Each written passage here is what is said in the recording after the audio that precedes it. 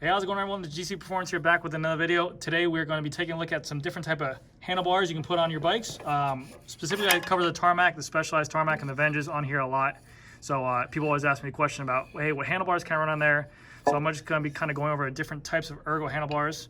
The simple question or simple answer to that question about what handlebars can I run on a Tarmac SL7 or the Venge with that stem is any kind of handlebar.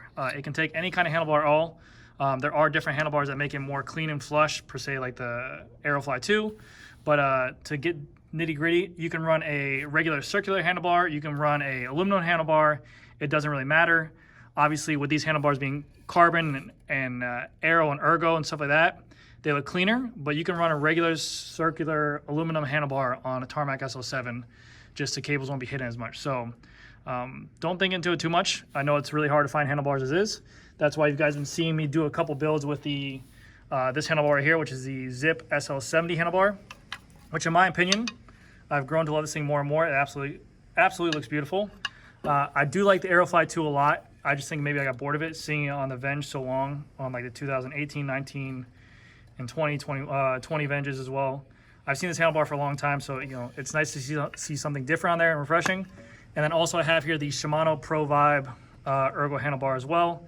We're going to be taking a look at weights on them, differences, prices, and all stuff like that. I know the aerofly 2 is very hard to get. This is a 42 centimeter. Yes, it's sold already. It's going on a Tarmac Pro build that's already sold. So don't ask if you can buy it. But let's go ahead and get into it. So prices for all these bars are very similar, if that's the case, except for the Shimano Pro Vibe. I don't know why it's so much more money. You would think it'd be a little bit more or less, but that's not the case. So to break it down, this is the... Oh, let's actually do this. Let me see if I can change this up on here. Cool, perfect. So this is the Specialized S-Works Aerofly 2 handlebar. This retails for $300. I believe it has a lifetime warranty on here. If you guys can see here, you have these little granular textures on here. So it's meant to not have the tape be ran right there. And there is a lip on this bar that goes right here.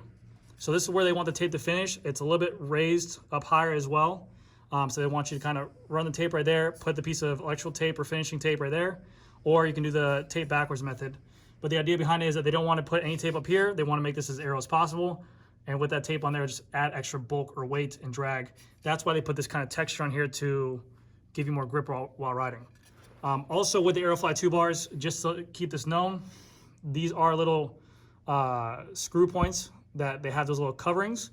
The fittings for the Aerofly 2s that go up against like a Venge stem or a Tarmac stem, they don't actually come with this bar if you buy it. So if you buy Aerofly 2 bar, you'll be SOL when you see it. They don't actually include that with the handlebar itself, so you have to find those either through a specialized shop. I think they're starting to include them with the Tarmac bikes or frames. If you're to buy a Tarmac frame, SL7 frame, you will get those fittings for this bar, so that's pretty cool. But yes. And also another thing is you can run those little fittings I'm talking about. Here, let me go get them actually. Okay, so these are the pieces I'm talking about here. I'll take them out. These are the pieces that go in the back of the Aerofly 2 to kind of make that fitting look flush on that Tarmac SL7 or Venge as well. So this piece will go right here, and then that goes right up against that stem to give it that kind of clean look on there. These are plastic. They just screw in with a little bolt right there. Again, if you buy this handlebar separately, it won't come with your bar, with the handlebar, so you have to go to a specialized store. These fittings can also be on a stem that is not the Tarmac SL7 Venge, Tarmac SL7 frame or the Venge frame. So you can run these fittings on an S-Works stem, whatever you want, or something like that. So keep that in mind. All right, cool. So we got that 42 Specialized Aerofly bar. This is definitely the most compatible, I say, with the Tarmac SL7 and the Venge. So very ergo, nice wide space to put your hands on here as well. And the reach is pretty normal. I think it's about an 80 millimeter reach. 80 millimeter reach, what that means is that different bars have different reach points from where the bar starts to where the shifter will be at. I also have here a different handlebar to show off a difference, but keep that in mind when you're looking at handlebars. If you ever look at Chinese handlebars, sometimes they'll have like a really long reach and also drop. This is the 130 millimeter drop, I believe. So that's a pretty normal reach and drop. And plus, these do have the cutouts for the UDI 2. If you weren't using this on a Tarmac SL7 or Venge, a junction box can be placed inside here to allow that. Some of these bars, actually both these other two bars, don't have that included, so you do have to drill them out or have your local shop do that. So kind of a pain in the butt if you don't have that. It's very easy to do, but just make sure that you have a professional or a shop do that for you so you have some kind of backing. So $300 for this bar. We'll get into weights all at the end of the video as well for the bars to notice the differences, but $300, very nice. I think it's a lifetime warranty on this bar as well. Specialized aerofly 2, very clean looking. Next bar is going to be the Zipp SL7 bar. Now again, like I said, I'm a very big fan of this bar. Different aesthetic look to it. You have the matte with the gloss, so I think it matches a lot of bikes. It has a lot of contrast to it. Very clean looking. It's ergonomic. It's a kind of flat aero looking bar that everyone's looking for. This one is going to be their short reach though. So they make this bar in different options, which I'll show you right here. So it's the SL7 Ergo, and this is going to be the short and low. So the reach, I believe, is going to be short, and also the body position is meant to be low because they're making the drop and everything short. So this one here is going to be a 70 millimeter reach compared to the Specialized bar that I just showed you is an 80 millimeter reach. Also, the drop is 128 millimeters drop from hoods to drop, so keep that in mind when you're thinking about that as well. 31.8 clamp diameter, and then a 42 centimeter point to point. They are the same size bars, but to give you a perspective, this is going to be a 80 millimeter bar to a 80 millimeter or 70 millimeter reach to an 80 millimeter reach. So I know it's very different, but it's 10 mils of difference. So I'll line them up right there. Very minimal, but you do notice on the bike, a lot of people who maybe not like maybe want to run a short or a longer stem because of just aesthetics, this might be a bar option for them. Cable routing on here is very easy. Same with aerofly 2, I didn't mention that, but the aerofly 2 cable routing is very easy. But these holes are very big right here and big right here as well. That's easy just to push the cable through. Like whenever I'm doing those Tarmac builds, I literally just push the cable through right here. It pops right out there, so it's very, very easy. And the Shimano Pro Vibe, I'll talk about this one, it's very difficult too. With this Zipp bar, it does not have the Di2 hole junction box on here or here, so I do have to drill that out if I'm running a Di2 junction inside. Sorry about that, I got a phone call. But yeah, so you do have to drill this out with like a drill bit. I've done it before where I put a Di2 junction box in there. But in terms of aesthetics, look, and compatibility, this works great in the Tarmac SL7 builds. You can see some of the cable housing right there, but I'm a very big fan of this bar. I personally like this bar over the aerofly 2, maybe just because of the fact that I've seen it so many times. Aesthetically, the Tarmac, or sorry, the aerofly 2 bar hides cables better from stem to there. You can see this has a wide gap, but I love the look of this bar. It's very good looking. It's called the Zipp SL7 Aero, and again, we'll weigh these at the end of it. So cable routing is very easy. Reach is 70 millimeters on here. They do make different options of reaches for these handlebars as well. And then it is not Di2 compatible, I see, but it can be made. Again, take it to your local Specialized store, or if you're feeling a little bit freaky, go ahead and try it with a drill bit at home. But I like this bar a lot. On to the final one. This is another 42 centimeter bar. This is a, I think, Pro Vibe, Aero Pro Vibe Shimano bar. Very good looking bar. I'm a huge fan of the pro components. You see a lot of pro teams like, I mean, I'm a Specialized fanboy, so Team Bora, Quick Step, you'll see a lot of them riding that pro component setup. So very good looking. The only thing I don't like about this bar, one, the price tag is $420 retail on here, which is $100 more than both those bars. Aesthetically, I love the look of this. When the tape is wrapped up to there, it looks great.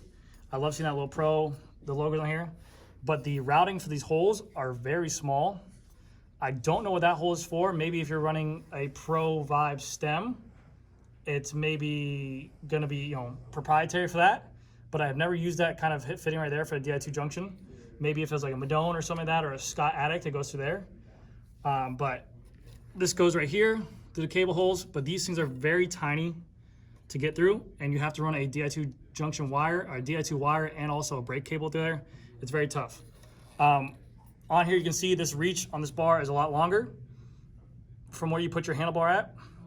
I'm sorry, for the rear of the handlebar to the front of the handlebar. And then this is more ergonomic. This is very skinny. So this is the size of a normal size bar right here. Let's see if I can get this to focus, I'm sorry. This is the size of the normal handlebar size right there. It gets very narrow and ergonomic right there. But it actually has a nice feel to it. I'm sure with tape it'll actually feel a little bit better. But then it tapers or flares out down the bottom right there. But what's really weird to me, I don't get this at all. You would think with a Shimano or a Pro component on here, it would have a Di2 cutout, it does not. Which doesn't make any sense. It really bothers me, especially being $420. I can drill it out, it's not a big deal, but you would think that this would come with a drill out for a Di2 junction box in there. But yeah, $420. I'll get to the weight on this thing. They give you the cable guides, which I think is really cool and nice of them. I probably wouldn't even use them though because I have to run a hydraulic cable brake there. But it is nice for them to incorporate that. I mean, they didn't have to. But aesthetically, I like it. $420 is a bit expensive. I think they make a super light edition of this bar as well, which is right around the same ballpark. I couldn't get it, obviously, because it's just very tough to get any kind of component right now. But big fan of this. I haven't done any builds with it. I've seen some builds on Instagram of the Tarmac SL7, that black and white color. Looks insane with this kind of build, with that Pro. It looks very cool. But again, I have not done any builds. I'm waiting to do it, but this is a 42 centimeter. So let's get into the weights of it, and then we'll get over the full prices. But we'll kind of recap right now. Shimano Pro Vibe handlebar, $420. Specialized S-Works Aerofly 2 handlebar, $300. This is Di2 compatible. They're all Di2 compatible, but it does have the Di2 cutout right there. Cable routing is very easy on here as well. Just has those 2 holes in there. Very easy to get a bunch of cables there.